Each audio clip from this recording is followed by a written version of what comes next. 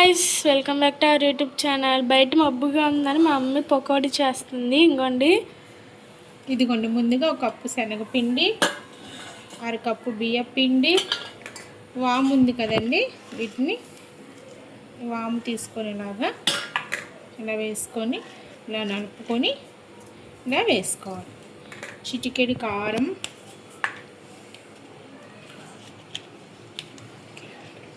కొద్దిగా పసుపు కలర్కి.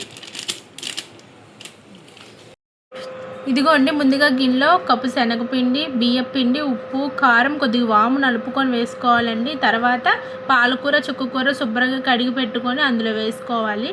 కొద్దిగా వేసుకోవాలండి. నేను చూపించిన విధంగా వేసుకోండి. ఇప్పుడు అలానే ఉల్లిపాయలు అండి, ఒక 2 ఉల్లిపాయలు కట్ చేసి పెట్టుకున్నాను, మీడియం సైజులో ఉల్లిపాయలు. అవి కూడా వేసేసుకోవాలండి.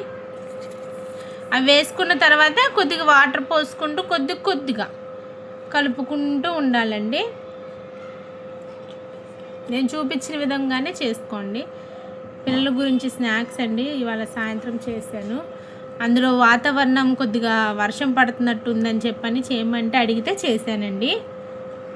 నేను చూపించిన విధంగానే కొద్ది నీళ్ళు పోసుకోండి.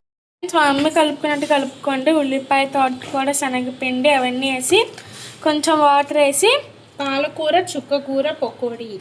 పాలకూర చుక్క.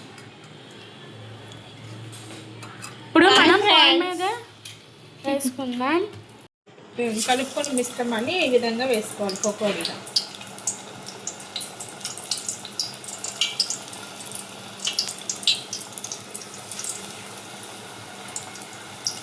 ఇవ్వండి ఫ్రెండ్స్.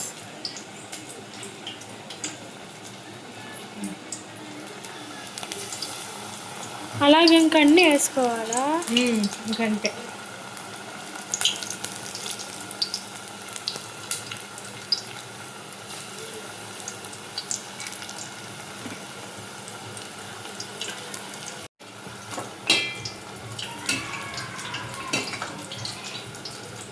మనకి సరిపడా ఆయిల్లో డీప్ ఫ్రై చేసుకోవాలి.